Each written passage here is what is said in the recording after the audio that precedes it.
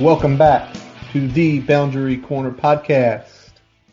I am Curtis Wilson, and with my partner, Ryan Siegler, how are you doing, buddy? Buddy, national championship, Monday Yes, sir. night, watching the game. I'm on the coach's film room. For anybody who's never watched coach's film room on the national championship game, if you love football, you are missing out. My man across the way from me here can confirm that. Yeah, so was watching it to start before we fired up the podcast here because I got it on mute now. But Hugh Freeze is very good at this. He is really good, knows his stuff. I love a guy that can talk offense and really understand various levels of the concepts. And I mean, he's knocking it out of the park, but he's doing it not quite. He's not digging too far into the coach jargon where the layperson can't follow. No, not at all. Anybody that either played some level or studied at some level of football, you can understand what all four of these guys are talking about. All good, all making good points. It's the funnest thing to watch. I look forward to it every year. I wish they would bring a bunch of old heads in every Saturday night with their primetime game and throw that on ESPN News because I would watch it over the main broadcast. No disrespect to Herbie or Fowler, like those guys, but when you get this, you get into the grind, you get into the play calls when they talk about voiding zones, route concepts, and then they show the replay and you're like, holy moly, like now you see why that happened. So loving it. 21-14 Bama, but Ohio State on the doorstep. Really competitive game so far. So I think that's what we all wanted.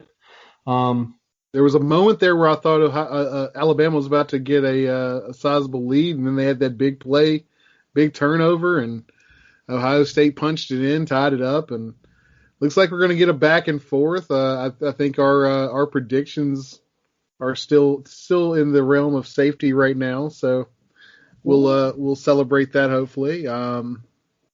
It's true. It's been 2 weeks, man, since we now obviously y'all we probably talked to maybe each other. We text a few phone calls here and there. Probably our wives are only the person we talk to more. Maybe some family members. Very true. Very true. It's last week we were going to record, but it got us right in the behind. Late week we were going to press record on Thursday. We start texting. It's like, man, this is the first week back at work. You know what? It was definitely harder and busier than I anticipated. It was one of those things where I thought I was going to be able to carve out a little bit of time here, a little bit of time there, and get myself ready to go. And then I looked at it, and the further we got in the week, I'm like, I haven't had any time. Exactly. I've had my week fail. We had something big we were working on coming right out of the holidays, so it was kind of stressful there, but we pushed through. Exactly. We got through. We decided to call a timeout and an audible last Thursday instead of recording. We both went to sleep at 9 o'clock on a Thursday night. And it was like, time to rest. But a lot of news since we've been gone, folks, and we're going to try to hit all the topics. But also on this episode, we are going through the Hokie coaching staff, and we're giving the Boundary Corner grades, which is going to be our grades combined and then our individual grades with some pieces here and there. We're going to do every coach on staff, all 11. Some we've harped on in the season. You're going to hear some more points, but then a few other things as well. Lots of yellow on the field right there. So let's start, Brian. Let's start first with some of the stuff that's gone on several weeks ago. Let's talk about the Tay Daly transfer, the safety out of Vanderbilt, transfers to the Hokies, which you had said to me, and I'm not sure if you said it on the pod, but you talked about safety being a position in need, especially with Devine leaving. Yep. Needed safety help, got some safety help here. So I'm glad to see that. Here's a guy that was, projected starter at Vanderbilt before opting out the 2020 season due to COVID. decent size at a safety, probably a little lighter than we're used to, but still in that same mold, and has had some success there at Vanderbilt playing in the SEC. So I think this is a good ad for us. Definitely a need position, and I feel like a guy that can at least come on campus and contribute, even if he's not kind of that first level starter for us. So we'll see what the offseason holds for that. But I like the pickup because we needed safety help, whether it's front end or depth. Yeah, and with him, it's a guy who, like you said, played in the SEC. I mean, 17 career starts, all at safety, over 100 tackles, a good number of tackles for loss, interceptions, forced fumbles. Again, opted out this year out of Warner Robins, Georgia originally. So, I mean, it fills a need. It brings – I mean, do you say he's a starter just so you can get Devin back outside? I mean, I think you pencil him in at starter at one of the positions there and, let him essentially lose it. I mean, I think based on the snaps he's gotten thus far at the position versus playing out of position like Devin was, I think that should give him a leg up there. And I think we're going to need Devin at other positions potentially just because of his versatility and the different things he can do now, especially after getting a season, playing in there at safety for a good chunk of snaps there. He's definitely our most versatile defender in the secondary now. So I think having him kind of have that swing reserve role would be a good thing for us. Absolutely. All right, more good news for the Hokies. A trio of Hokies returning. Belmar returns. Letica Smith returns. Deshaun Crawford returns. I mean, to me, that makes me feel better about the defensive line and the offensive line because essentially the three guys were all starters last year, Brian. Yeah, and those are two things we had talked about where depth was a concern for us, was across the defensive line and now with some of the transfers we've had across the offensive line. Getting front end guys coming back is only going to be a good thing, regardless of how everybody else is progressing, regardless of who we bring in from the transfer portal.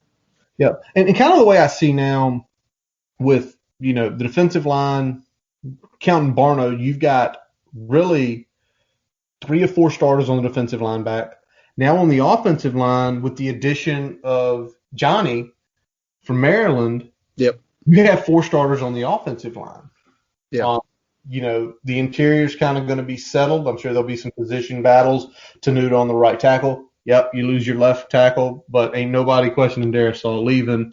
Yeah, you're essentially having to fill in a tackle now instead of having to fill in multiple positions across the line. Exactly. All right. This was a kind of a shocker to me, but I think, one of the guys I feel like should go. The other guy, I'm trying to figure it out. Both Oscar Bradburn and Brian Johnson not returning. For Oscar, I get it. Oscar is a senior. Oscar is from Australia. He's not from the United States. So why not try to make it in the NFL? Do it. Yeah. Johnson, on the other hand, I don't get it. I don't. He's a solid collegiate kicker. He hit some 50-yarders. He made some clutch kicks. But the way I compare it is, some people say, well, look at Joey Sly and look how good Joey Sly's doing. When balls used to come off Joey Sly's foot, you knew he had NFL power. Yeah. You knew. You could see how hard. There were times they'd put him at like 59 yards, and he'd put it there. The accuracy was off.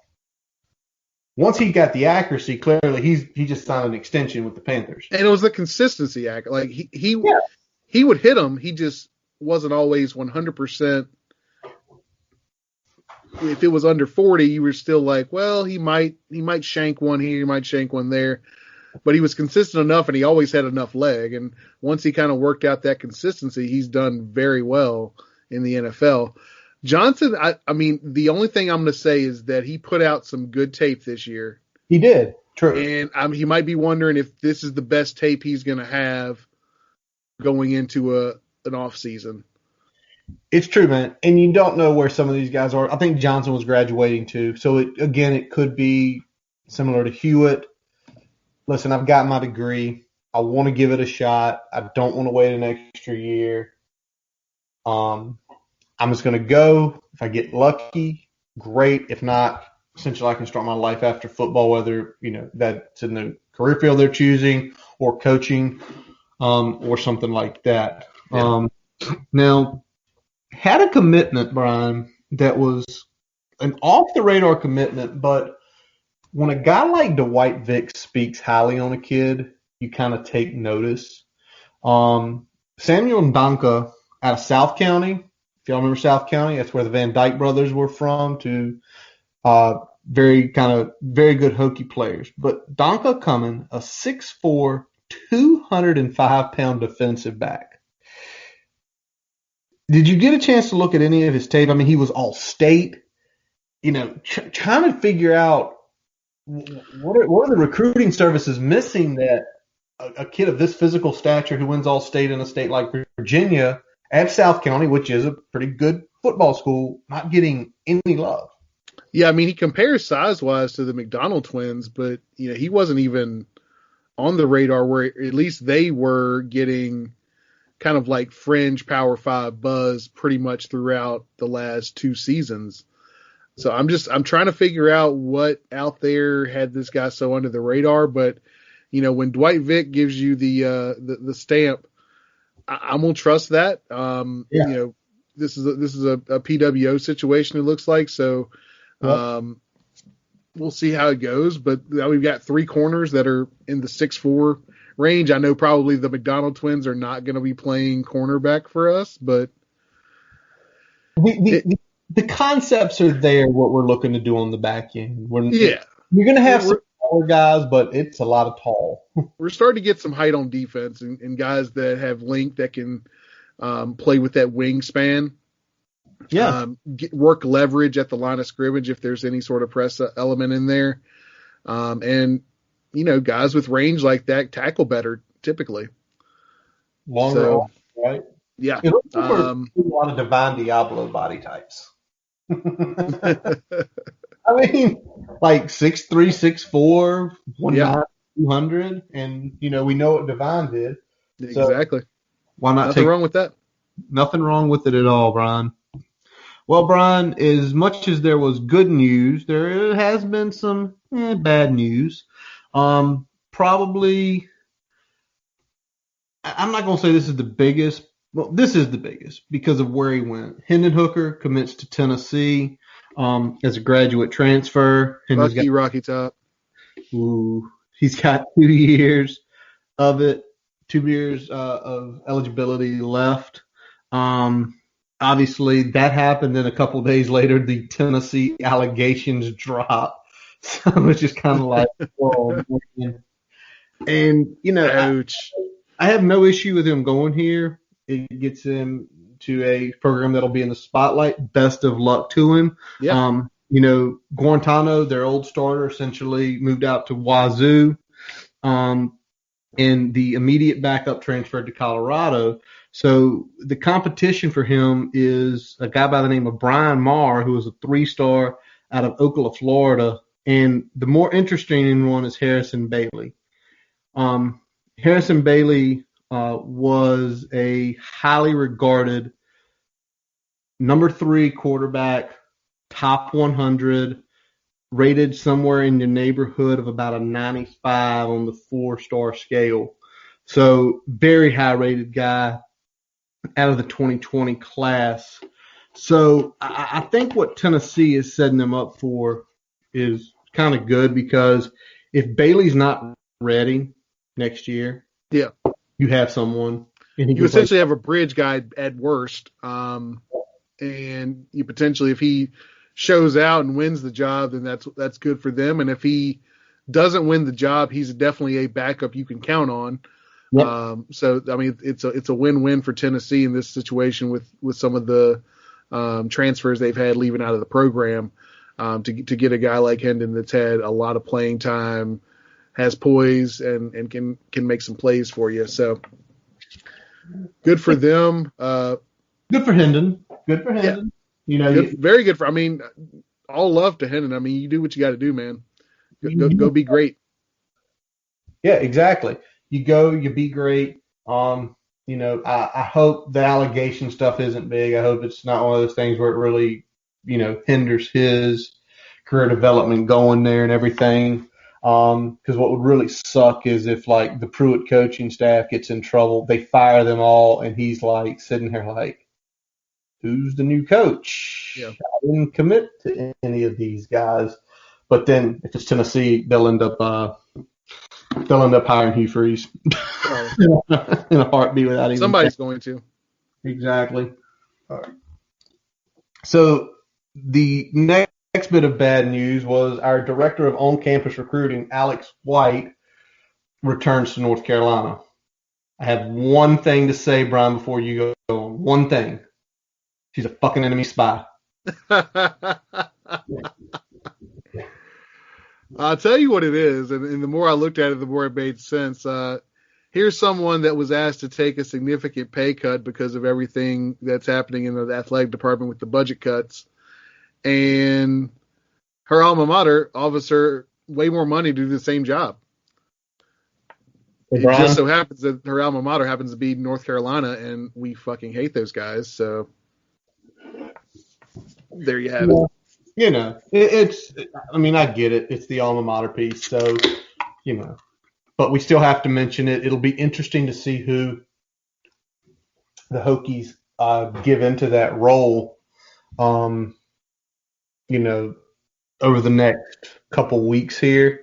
Is it something? I'm hoping we don't fall behind on this, man, because, this is a bad time for that type of transition.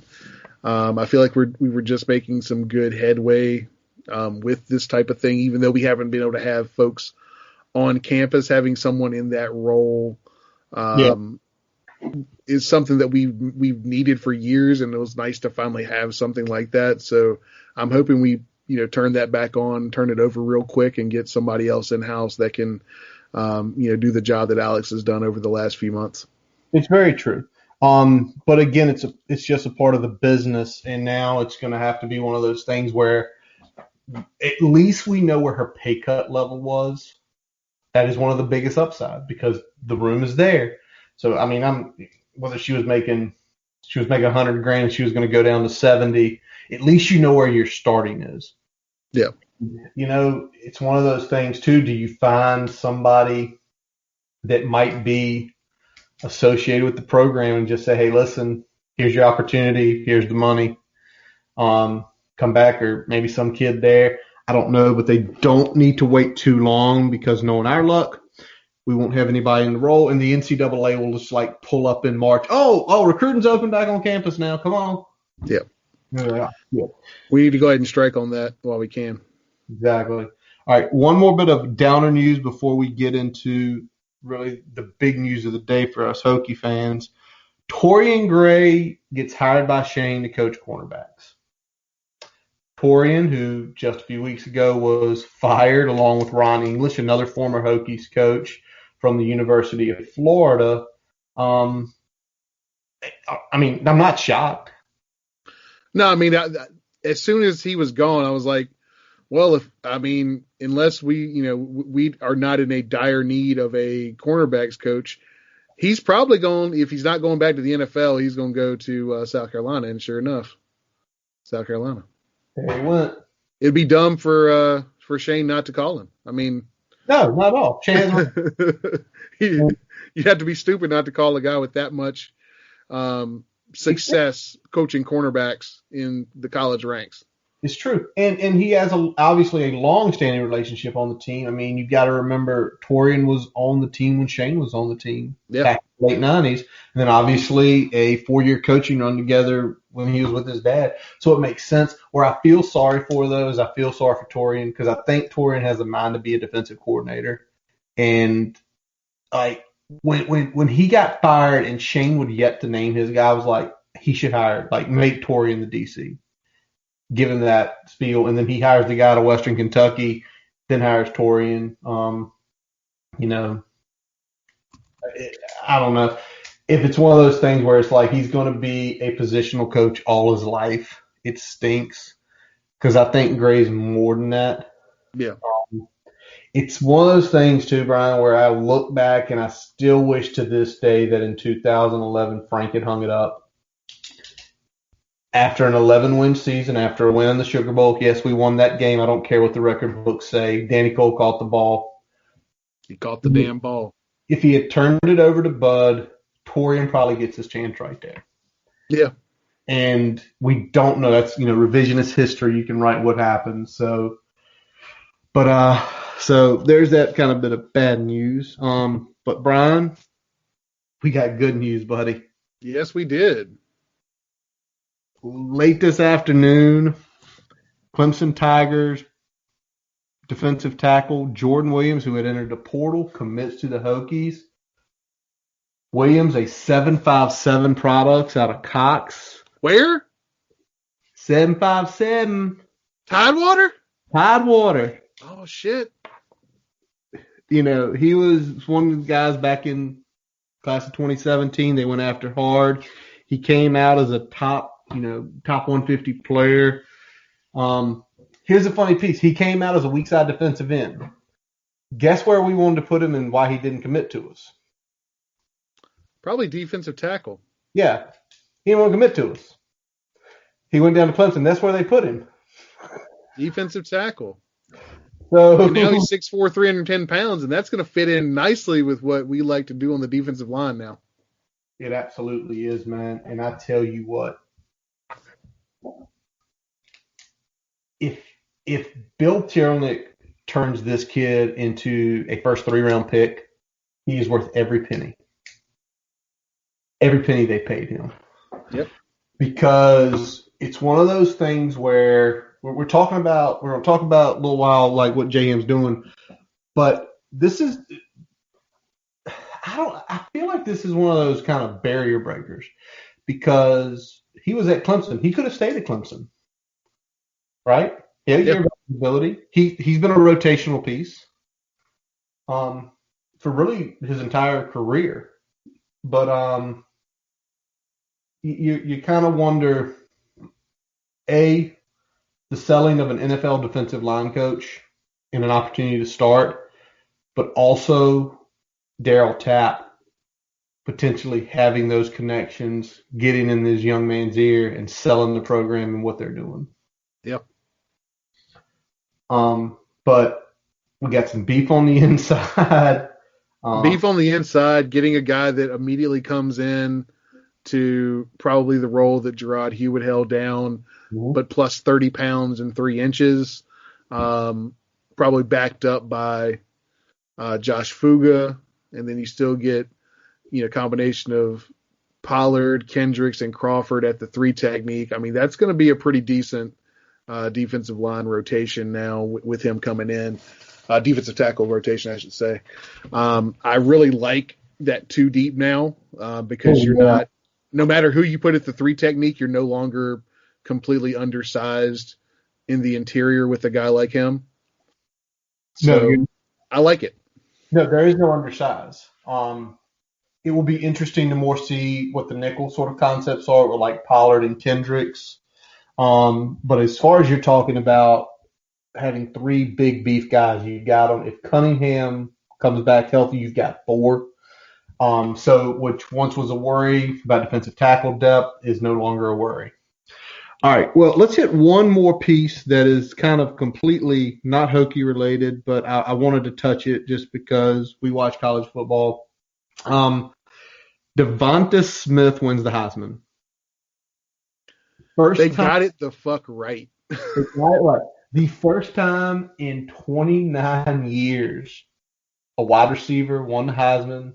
Last one was Desmond Howard. The only other one was Tim Brown back in '87. Yep. Brian, if you didn't see him just catch that last touchdown, you don't know his stat line for the first half. Oh, I'm looking at it, buddy. We got 12 catches, 215, and 3 touchdowns in less than a half of football. Good God. He is, with this performance, obviously, his first big-time play was the Tua touchdown against Georgia, where he just ran by the guy in the cover 2 safety, peeked inside. He's potentially could be a top 5 wide receiver. And this is something like some people say never take one that high, but he literally can do everything. X, Y, slot. He does stuff out of the backfield. He can do some of those jet sweeps. He catches screens. Literally everything that you can think of, he can do. Yep. And I'm kind of pulling up the NFL draft order right now because I'm just interested to see who is. Should Miami say screw the Watson trade and take him at 3? Pair Tua back with Devonta Smith. I mean, that's not a bad call. They definitely need some help at wide receiver as well. And I mean, when you look at this guy, I mean, he very much reminds me of kind of like essentially a more top end Percy Harvin in terms of receiving skills, coming out of college, I should say. A guy a little bit more seasoned receiver, but a guy that can do a lot of those versatile things from the slot, from the backfield, but also line up outside and run the full route trees. So I really like what I see from him. I think there's going to be somebody's going to take him in the top 10, no doubt. So, well, you kind of start looking. It's kind of like, well, if Miami doesn't take him at 3, would Cincinnati take him to pair with Burrow? Would the Eagles? Well, I don't know what the hell the Eagles are doing after firing Peterson today. That makes no sense to me. The Panthers, probably not. The Broncos, Cowboys, probably not. You know what? Actually, there's no way he can make it past 11 because the Giants need a 1. I would say if he made it to 12, I would be okay with us taking him, pairing with Debo, pairing with Ayuk, Kittle. We've taken enough like second and third round receivers lately where I don't think we would take a shot at him, but he's not going to get anywhere close to where we're at. Well, so I don't even have to worry about that. I don't think he is, but you never know. You never know, but if he falls to 20, sure. All right. Screw it. All right, let's move on, Brian. Let's move on to our coaching grades for this staff of 2020. And how we're going to do it, folks, we're going to talk about the defensive staff first, then the offensive. We are going to wait to do the head coach last just because I think, we've talked about him enough during really the last 3 to 4 months that if y'all don't know probably our grades on him, you you're probably not been paying much attention. So yeah.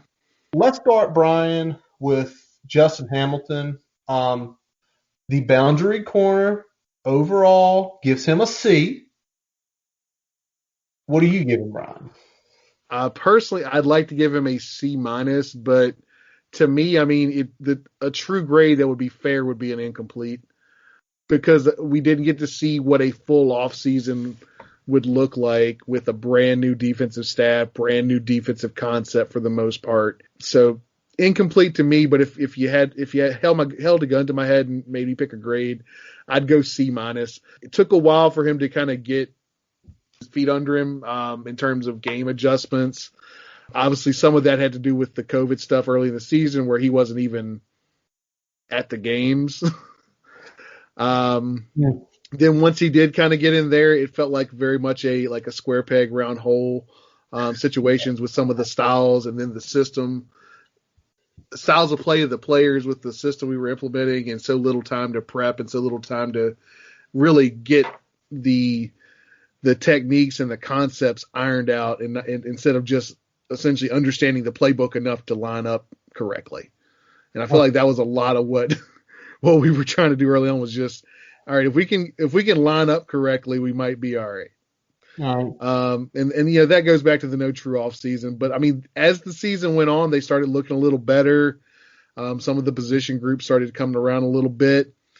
We started working in some of the older concepts to kind of make the transition feel a little bit better. Kind of stuck with the new concepts we got, but maybe threw out some of the ones we were struggling with and went to more of a Bud style system in those situations where that was called for. So yeah, I'd say C-. What about you, buddy? I'm going just straight up C, and a lot of reasons just very similar to what you hit, the no off season thing. You know, that's probably the biggest, not being able to truly install what he wanted to do. But the reason I bring it to a C and not a lower grade, because we did not have a good defense this season. Anybody that tells you we did, they need to be slapped because they weren't paying any attention. But I think the scheme that he wants to run in general, I think it can work with the type of talent we can get right now. And also with this scheme, it is bringing up into more the modern day where Bud had adjusted. It feels like the last couple years that things were passing by, and it was getting us further and further behind the eight ball. Very interesting. We forced 17 turnovers this year. So you know, you're looking at in an 11-game season, that's 1.5 a game. That's a significant amount. The other thing is I'll say is this. The play in the latter half of the season, especially against Clemson, against Miami and UVA. The week before Miami, Dax Hollifield in his presser said, things are starting to click. 3 of the next 4 weeks are 3 of the best defensive performances. Yes, 45 points were given up to Clemson. Most of those in a quarter and a half. Most of those in a quarter and a half.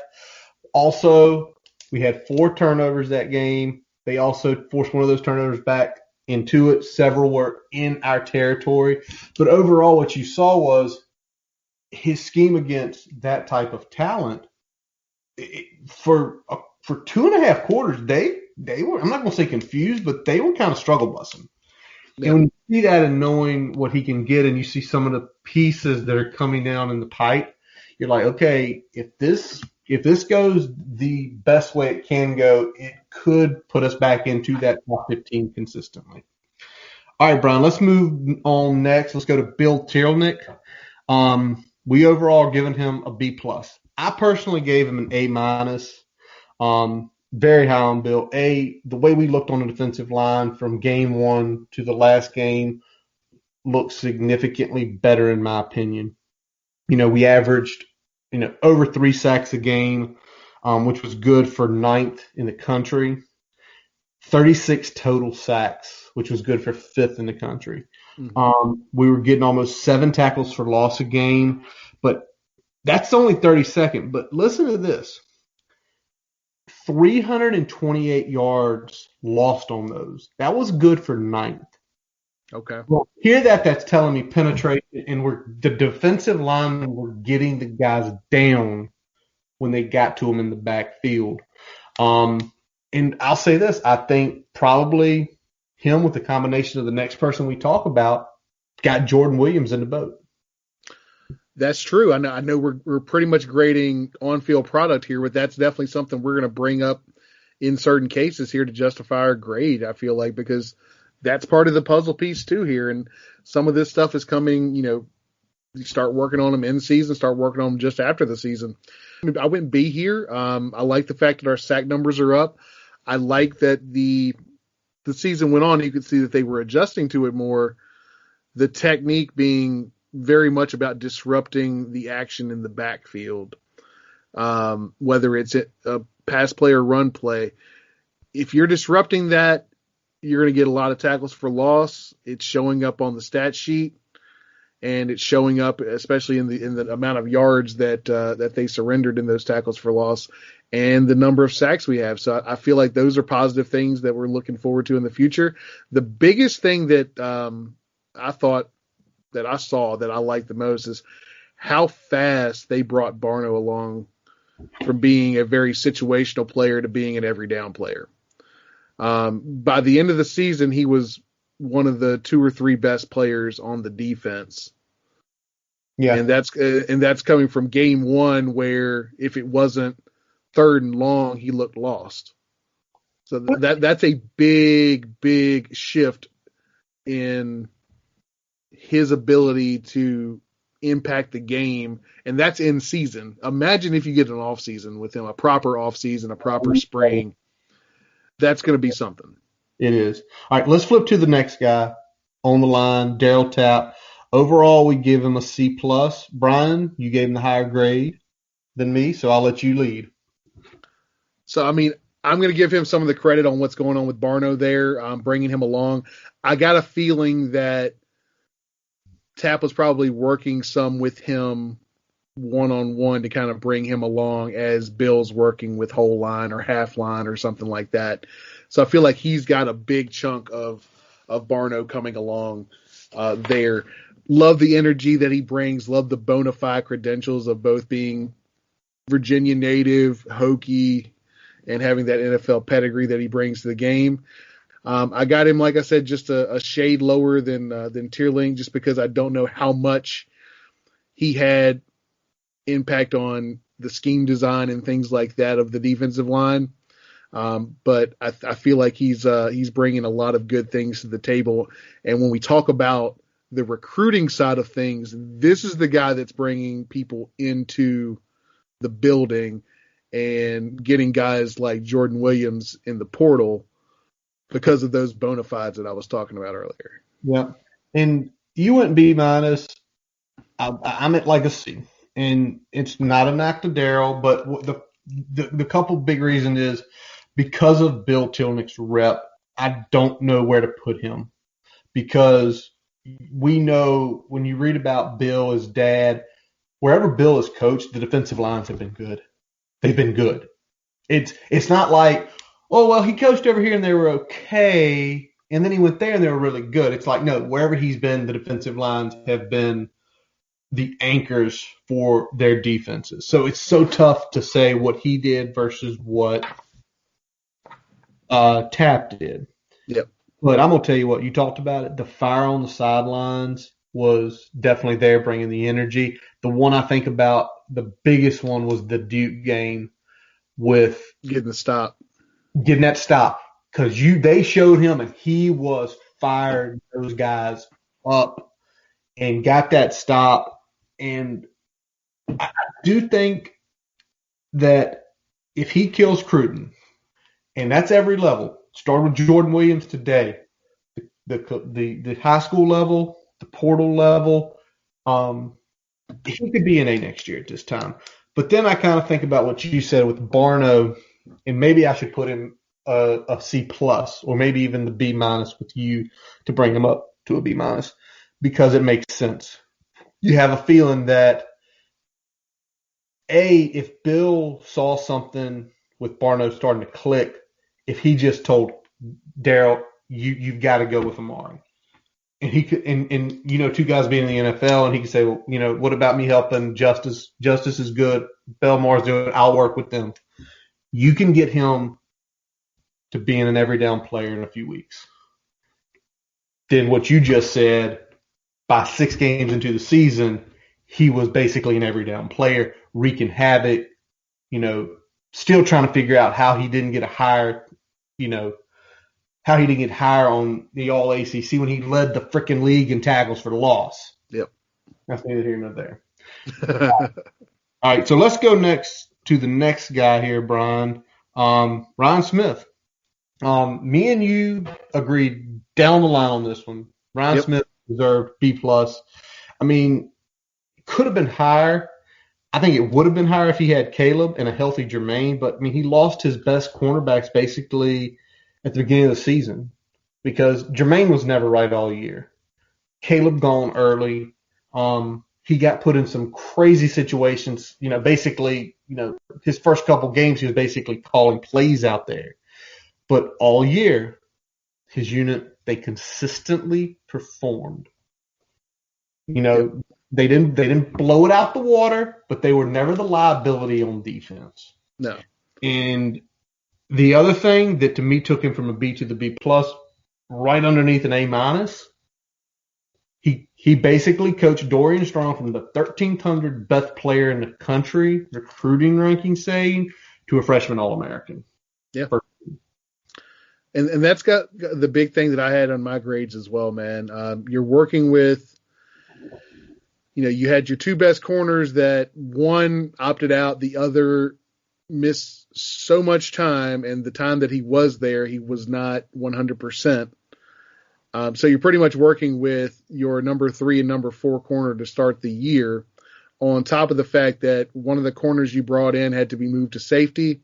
and you have a true freshman that's having to play a significant amount of snaps right out the gate. Handled all of this and honestly thrived in most of the cases there, man. Brought Strong on very quickly. Had veterans adjust to the newer scheme faster than the other positions on the defense. Other than a few blown coverages here or there, which sometimes is just an execution thing and not had anything to do with coaching, I've got very little to complain about. Like I said, it's hard to give him a accurate grade just because of the fact that he was working with one hand tied behind his back before the season started. True, man. Very true. But it's tough to give him a bad grade because of how his unit performed. Oh, certainly, yeah. I mean, he definitely made lemonade out of lemons there.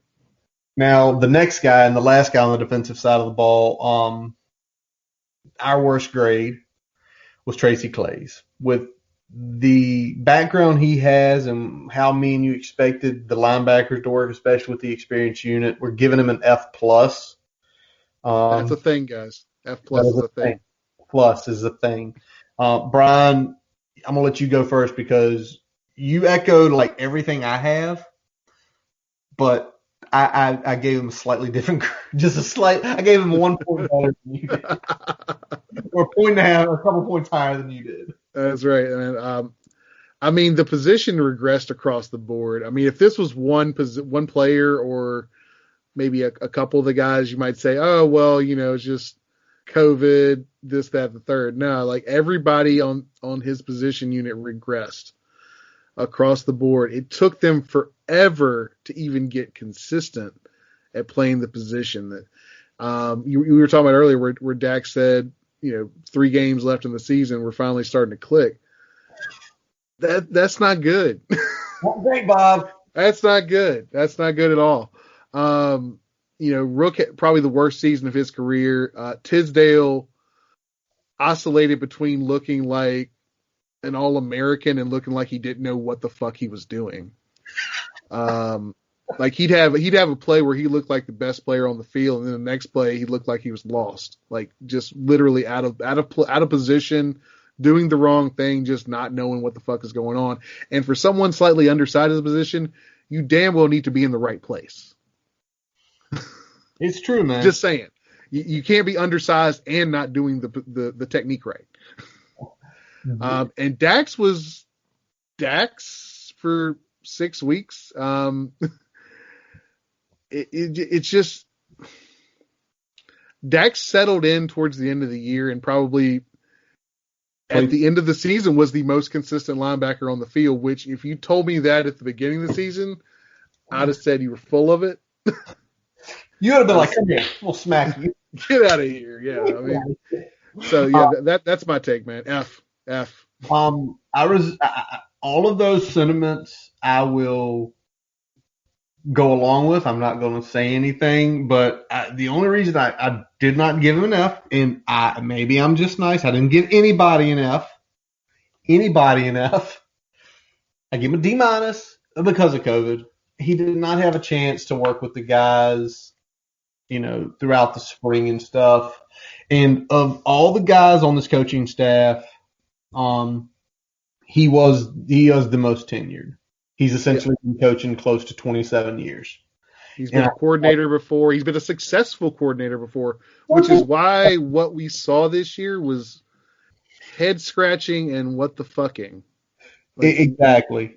We hope there is a spring where he can work with the guys and build upon what those last 3 games were, because like you said, and like I mentioned, the last 3 games kind of clicked, and especially with Rook going pro and Dax coming back at Mike, Dax clicking late playing Mike could be a big step. Tracy, you got nowhere to go but up, baby. Yeah. Nowhere to go up. All right. You got a small chance of going down to a full F and not an F+, but that's neither here nor there. We invented F+ anyway. Yes. Plus and a minus. There's essentially a thirds. As we were, by the way, is there a plus to the bottom though? Like basement be. plus. I guess there is some places that have like basement level too. There are two basements. Some places you have basement then garage. Yeah, that's true. He's at the garage level then. This is the garage level. He is Not quite at the lobby, but you're not at the bottom either. He's not in the boiler room yet. There we go. He's not down there with Freddie. Exactly. I guess that's good. Exactly. Or Scary Terry. All right. By the way, is it 42 or is it 35-17? Either way, our pick's looking good. Well, maybe not too good because Bama might put 60 on them. All right. Let's move over to offense. And let's start with the wide receiver coach, Jafar Williams. Jafar in his second full season. We kind of pretty much agreed on this C- for him, Brian. And Brian, what do you feel like? What do you feel like he's doing so far that's making him not in the D's, not in the below averages, but I mean, on the good side, two good sides. So number one is he's done a damn good job of teaching these guys to block, whether the quarterback's running the ball or whether the running backs have the ball or whether it's a jet sweep. These guys know how to block out there in space. So that is a big plus because that's not the easiest thing to teach wide receivers. And number two, Trey Turner, Tavion Robinson had good seasons, not spectacular seasons, but they had good seasons. Yeah. From there, it's kind of downhill. He did a poor job of getting other guys a lot of touches in this offense. Some of that had to do with the fact that they weren't doing a good job of getting separation. Some of it had to do with the rotations and I think the level of trust that they had in those guys. I don't think they gave them enough trust to make those plays. And I think that's a big problem. And some of that goes back to the position coach. I think we've seen a lot of attrition at that position since he's been there. And some of that has to do with someone else we'll get to, and some of that has to do with him. And I think next season is kind of make or break. I think we need to have all ACC caliber players at the wide receiver position next year if we're going to keep this guy around for another season, because he's not killing it on the recruiting trail either. If he was killing it on the recruiting trail, you might be able to overlook some of the stuff that's going on over the field, but he's not doing that either. It's true. I'm with you on the make or break year, but do we know? Because per whip, this is Foo's year one. We're going to get to that later. Stop it. Okay. But it is tough because Trey and Tay are good and they produce. You know, they don't always get separation, but they occasionally do get separation. To me, I feel like Tavion Robinson's route running got better this year. Like there were times where he'd find a zone and just kind of hang there and he'd get the ball to him. But he's definitely reading things better. And I mean, yeah. Tay's plus has always been like his ability to kind of make those lateral cuts at speed. Yeah. Like he doesn't have the best top end speed, but when he makes those cuts, he's not slowing down. He's not losing that step. So exactly. But I'm gonna make one more point. Yep. No other receiver has stepped up, and you talked about the attrition. But is that his fault? Again, that's why he's got to own some of it, because I feel like Wiggins would have talked some of these guys to stay and gotten them involved and figured out a way. And I know it's hard to, as we're talking about Devontae Smith winning a Heisman Trophy with Holman Wiggins, that they're coaching him. It's kind of hard to compare Williams to that. But that's what we had before Williams got here. So, unfortunately, motherfucker, that's what we're comparing you against. It is what we're comparing you against. Unfortunately, we didn't fire somebody and just make Holloman the freaking DOC. We'll talk about that in a little while. All right, let's move next to, obviously, your favorite, Vance Weiss. Overall, we're giving him a B. I'm gonna go first and hit a few quick points and let you jump in because I know this is your bread, dude. Yep. B- for me. Best offensive line we'd seen in a long time in this program. The running game was absolutely dominant. The passing game wasn't bad. We only gave up 22 sacks, about 2 sacks a game, 48th in the country, about middle of the road. When you're running the ball as good as we did, that's something you can live with. He literally made Christian Darrisaw a first-round pick. And I know some people will say, well, that's Darrisaw too, and it's to a point. It's like we have seen players who are unbelievable when they get to the pros and get drafted in the 7th round because they had piss poor coaching in college. We've seen it. It happens. Now, he was probably an A- minus for me or an A for me, but that grade came considerably down with the transfers, especially the caliber of transfers. Brian, it's all yours now. Easily best offensive line across the board that we've had in a decade. Most of it with homegrown guys. Yep. Most of it on the strength of big name guys that Vice targeted specifically.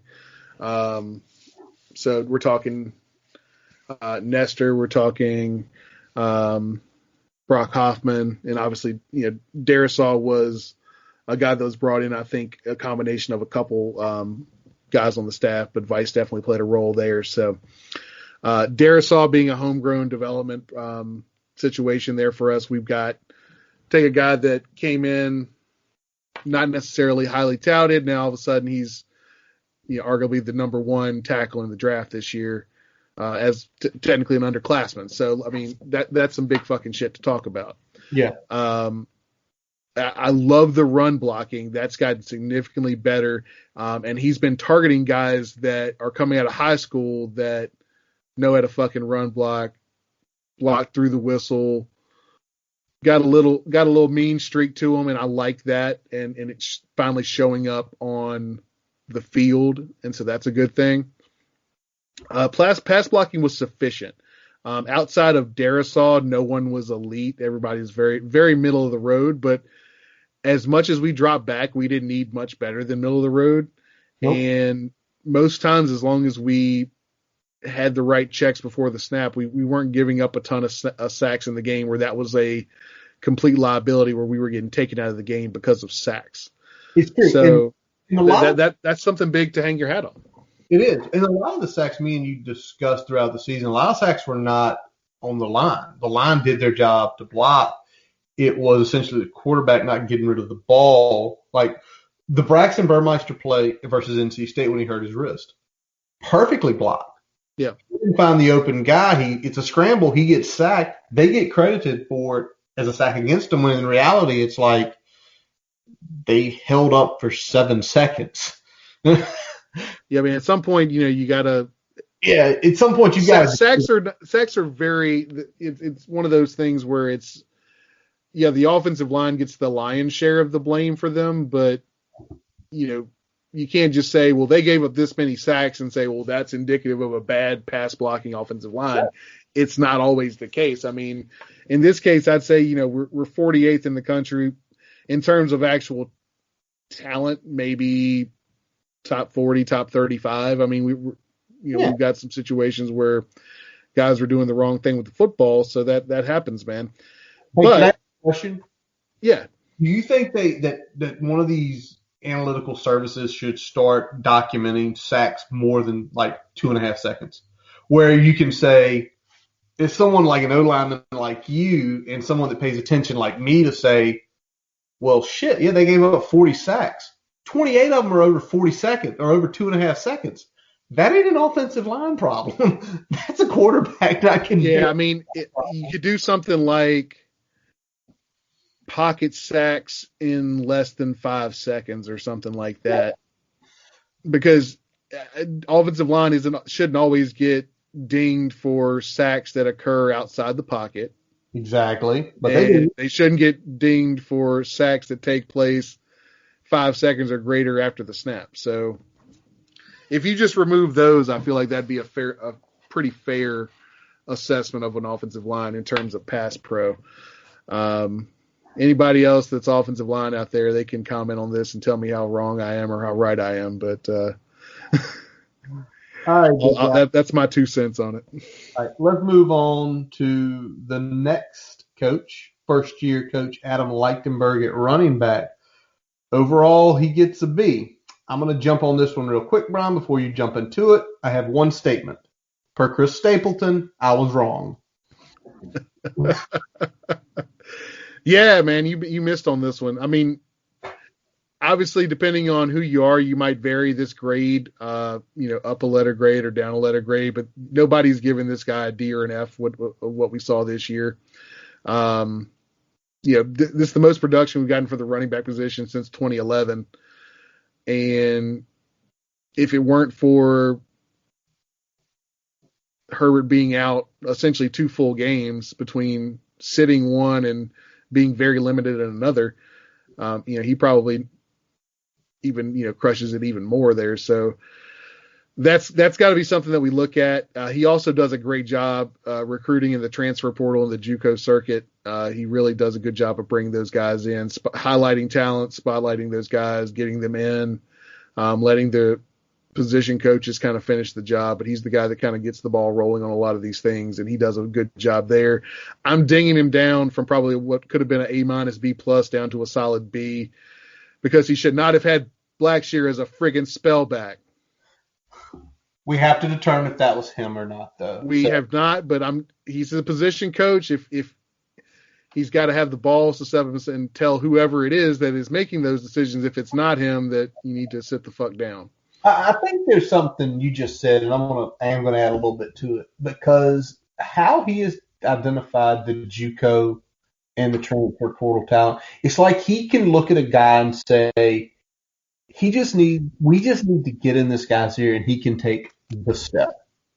And This year it was Barno, it was Herbert, it was Blackshear in certain situations. If they used Blackshear right, it'd be a lot better.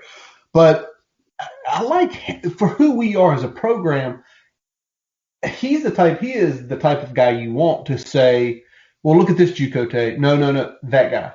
Like, that guy right there is one step away from being a Division I college football player. Yeah. And the more you get those in, especially where we are as a program, the more it's going to help. All right, let's move on to tight end / special teams coordinator James Shybest. We are giving him a B-. I gave him a C+. It would have been a B+. But for one damn reason, can we just teach somebody how to freaking field a punt? Full letter grade drop. Everything else, awesome what he did. That's a full letter grade drop because it cost us multiple games. I mean, it made the Duke game closer than it should be. It made a couple other games either put out of reach or completely lost on the fact of it. So, yeah, I'm with you there, man. We saw some really good production from the tight ends, especially James Mitchell. We saw a couple other guys come on. Gallo especially. Yep. Drake had some good snaps in there this year. I didn't feel like we didn't super miss Dalton Keene. I felt like they did a good job by committee kind of filling in those roles. James Mitchell's blocking went up significantly. He was a much better blocker this year. Not that he was ever a bad blocker, but he was much better this year than he had been. And like you said, man, muff punts got to stop. We can't have muff punts in those situations, but I think he did a good job with some of the situational special team calls. So I'm going to give him a bump up for that. If we could get Romo to stop kicking out of bounds occasionally and, field a damn punt, I think we're going to be all right at that position, man. It's very true, man. All right. Well, we did this order for a particular reason so we could highlight probably two people you can say bashed, or you can say, I'm not going to say bashed, two people we have constructively criticized all year. Let's start with Brad Cornelison. I gave Brad Cornelison a D-. It matched our overall because my D- was damn near an F+, and Brian's D was damn near a D-. Yes. It's the same shit, Brian. We're sitting here watching these two teams tonight, and it's an 18-point lead for Alabama. They have excelled offensively. I can't tell you what Alabama's going to do next. I can't tell you the concepts are going to come out. Listening to Hugh Freeze and Dave Clawson, and the A&T head coach with Chizik, I don't think he could do that. I think he would sound like a bleeping moron. I really do. Because I'm sitting here in the way they're explaining it, and it's like, oh, I get it. Okay, we're running boundary on this because of this, and it's like, okay, that makes sense. Sorry. Yeah, I mean, I feel like you talked about the thing with sitting in the booth and watching the national championship and commenting on it, explaining things in real time, and I feel like maybe it's a processing thing because I feel like we adjust so slow. Situational play calls are so bad. We get across the opponent's 40 and just forget how to fucking play offense. Forget how to call the game, lose the flow, whatever you want to call it. And it's so frustrating and mind numbing that we've got that much talent on the field. We're scoring at a clip that's pretty high. Yep. At times, and then a few play calls here and a few play calls there, and you take 2 touchdowns off the board. It's like it's so frustrating. It's just mind numbing, and the adjustments don't come. We keep saying we do what we do, but if what we do ain't working, we need to do something else. Damn it. And earlier today, I hit Brian up with these stats, and y'all you can look at it. The data's out there. We scored our range this year, and y'all think with the talent we've had, the offensive line, James Mitchell, Trey, Juice, whatever quarterback we had back there, we scored in a range from 10 points to 45 points. We scored less than 24 4 times. That makes no godforsaken sense. Shouldn't happen. To score less than 24 points 4 times. And then as I'm digging into it deeper and deeper, and I threw this to Brian, I think it shocked him a little bit because it took him a few minutes to respond to me. We scored 62 points in the second half this year of our games. 62 points. We averaged 31 a game. Do the math. That shows you right there that we were scoring well over. We were scoring 200 plus points in the first half. 62 points in the second half. That's 10 points. That's not good in itself. What makes it worse, Brian, when I sent you this, I believe you gave me the bullshitting, right? You take out the 31 points we scored against UNC in the second half and do the math, we averaged 6 points in the second half of the other games. Can't happen, man. That can't happen. You can't come out of halftime and essentially sit on leads. But sometimes you don't have those leads. Those are the losses. 62 points in the second, 31 in 5 games we lost. Not counting UNC. 31 points. So if we're up, we're not doing enough to keep the lead. And if we're down, we're not doing anything to get it back. No, we're not. We're not. And it's this point where it's like, if plan A doesn't work, there is no adjusting. There is no changing of direction. It's essentially square peg, round hole, ram it harder. And that's where some of the stuff you talk about, the situational play calling, just infuriates you because it's sitting here and it's like, they know that's coming, do something different. Yeah, I mean, he's got above average design, but it's the adjustments and the situational play calling that just dooms this offense a lot of times. And sometimes it's execution, and which goes back to a degree to coaching, and sometimes it's just the coach is not putting these players in the right position to make the plays that need to be made. And a lot of that goes back to the play caller, a lot of that goes back to the head coach, and some of it goes back to the position coaches. But I mean, at this point, we're talking about Brad Cornelson, a guy that, again, we haven't had access to. Nope. For whatever reason. Yeah. And devoid of an answer and devoid of other facts to present an opposing case, this is the conclusion that we've come up with. So, maybe if we get more access to the guy, we'll see, he was a fucking scapegoat the whole time. I don't think so, but maybe we'll see that. But as of right now, they haven't given us any reason to think otherwise. 2 of the 4 coaches we had to ask, are they the issue why the second line guys aren't producing, or is it somebody else? We asked that about Jafar. We asked that about in Lichtenberg's case. In Lichtenberg's case, too, we didn't even mention it, was Jalen Holston. Yeah. Not getting him the touches early in the season. Not getting him to spell juice. You kind of sit here and we talk about it. We could say, if you had the right combo there running Blackshear where you're supposed to on gadgets, on sweeps, on screens, letting him run some easy From route. the slot. Where? The slot. Slot. Goddamn slot. You dumbass. So we don't know if it's them because because again, you talk about them going to, and this is stuff behind closed doors we'll never know, but we have to determine, are they going to him saying, hey, Changa and Evan are ready? And we saw Changa in that last game with those little short routes, those 4, 5, 6 yard routes where he was catching, and essentially it made them have to adjust their safeties, which supported the run game stronger, which supported the downfield passing game stronger. With Lichtenberg, if you have the rotation right where it's Juice and Holston, and I'm still trying to figure out why Marco Lee didn't get as much play, because that couple times we saw him run the ball, good Lord, it looked like he wanted to run through somebody. Hammer. I mean, and you sit there and it keeps going back because there's a new running backs coach, there's a new wide receivers coach, and then there's Brad. Because tight ends and offensive line, we've always said they're doing a sufficient enough job to keep their jobs. Yeah. You lost one to Alabama, can't do anything about that. The other you fired because of lack of production.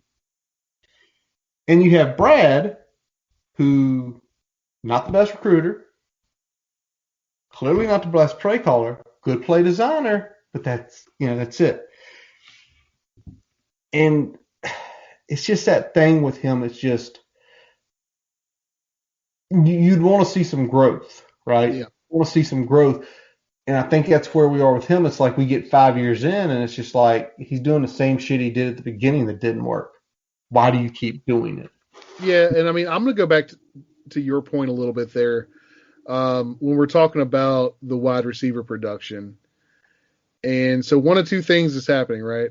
So either the wide receivers are not the second line weren't doing enough at the beginning of the season to justify up snap counts and up targets. Yep. Or they were doing enough and weren't being given that opportunity. So well, hold on. Let's go back to this though. Yep. Beginning of 2019, he made the decision for Ryan Willis. He made the decision. Yes. And you can say what you will. You feel like if this is a structure, Justin Fuentes, the president of Virginia Tech football, Jay Ham and Korn are his VPs on each side of the ball. They can be given direction to say, they're ready. I'd like to run them in these packages. And what can they – I'm sure they can veto it, right? Yeah. I'm sure at Hampton Sydney, now Marty ran the offense, but I'm sure there were times where that your O-line coach would say, hey, let's run this play, and Marty would be like, no. Just walk away and just like, boys, I want There were times, but I would say that was a big situation to make because my offensive line coach was 6'6", 340 pounds and played under Joe Pa at Penn State. So he wasn't a guy that you always want to say no to, but yeah, he would definitely overrule him for sure. And like I said, the big thing is that when we talk about Cornelison in that wide receiver situation, so if either of those things are true, either you're not doing a good job of getting your second line guys the ball when they're on the field, or you're not recognizing a flaw and seeing a potential solution in Blackshear to at least increase the depth at that position and moving him to that position full time. True. So, right. I mean, if you're saying those guys aren't getting it done, you've got tape of a guy getting it done under what you would consider an inferior staff because they got fired from fucking Rutgers. Let's be honest here. I mean, put chips on the table. It's a travesty that they didn't get that guy more touches in the passing game from a traditional wide receiver position. You know what? I keep watching this, and I know Devonta Smith's a special player. But how many times have they just ran a hard inside slant from the slot with him? And you feel like you see Blackshear's shiftiness and you say, he can run that 4-yard slant. Yeah. Now, I got to say this. They've ran it like 6 times. Ohio State has failed to adjust to it. Like, you need to change leverage with your guy when he's in the slot. Well, he can go deep. I don't care if he can go deep. He's reading you with the freaking slant every time. Make him beat you deep once at least. All right. Let me focus back on what we're doing here. All right. Last but not least, Brian, head ball coach Justin Fuente.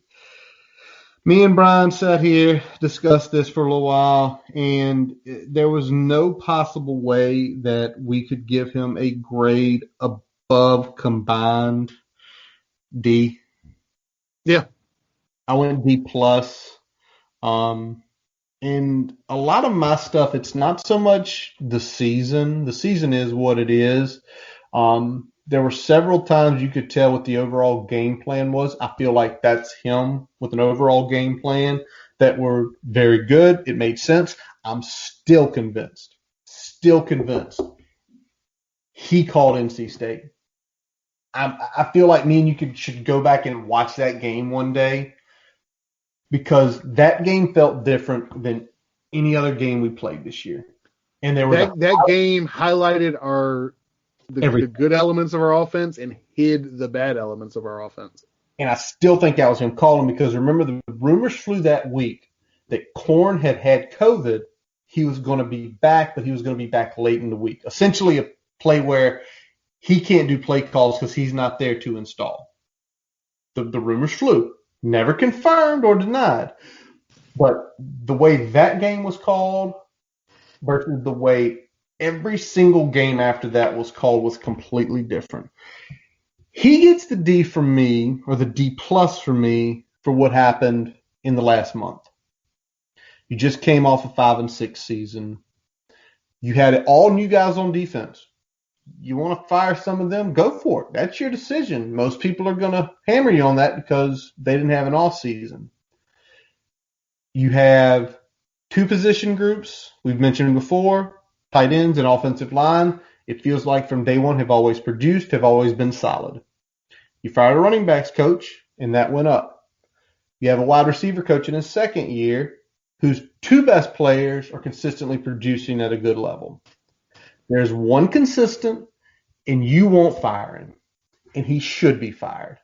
And even if you don't fire him, demote him or bring on somebody else to take over the play calling, and even if he keeps his offensive coordinator job, bringing in like a some sort of game coordinator to just handle the play calling, whatever it is, like look in the mirror, self-evaluate, figure out where the deficiencies are, and at least put a fucking Band-Aid on them, even if you don't go in there and stitch it up. Like, do something. Not we're rolling. No, we're not rolling, guys. We are rolling on. We just lost 6 games. We were sub 500. We lost to Liberty. We got blown out by Pitt. No, we're not rolling. We're not fucking rolling. We're sputtering. Yeah, I mean, we're getting by. If you're cool getting by, that do you, but that's not what we want, and that's why we were calling for your head this offseason. Yeah. And here's the thing, and I think this is probably me and you and more level-headed fans. We want you to succeed next year. Yeah. We do. But I'm not going to say when, but if the same shit starts happening, which we assume it is, you need to be gone. It's going to get more and more vocal. It's going to be more and more seen because my assumption is the way they're saying it that, what are they saying? By July, every person in Virginia could have taken the vaccine. Every person in Virginia will have had the opportunity to take the vaccine. Right. So would you hear that? You assume that stadium's going to be open, the opportunity to take the vaccines there, the treatments are better. We know more and more what this thing targets, who it doesn't target. We know how to protect ourselves, yada, yada, right? Yep. If it starts sucking bad, the stadium's going to look bad. And eventually they're going to call for your head. The buyout's going to be a hell of a lot lower next year. Hell of a lot lower. And you would assume with all the cuts that have been made and everything, your head's there. Yep. So and this is my advice. Pray you don't have to play a hard team on Labor Day, but if your boy screws around and is doing bad things, you better, as you said, Brian, look in the mirror quickly, take the accountability and say, you're done. Cut it.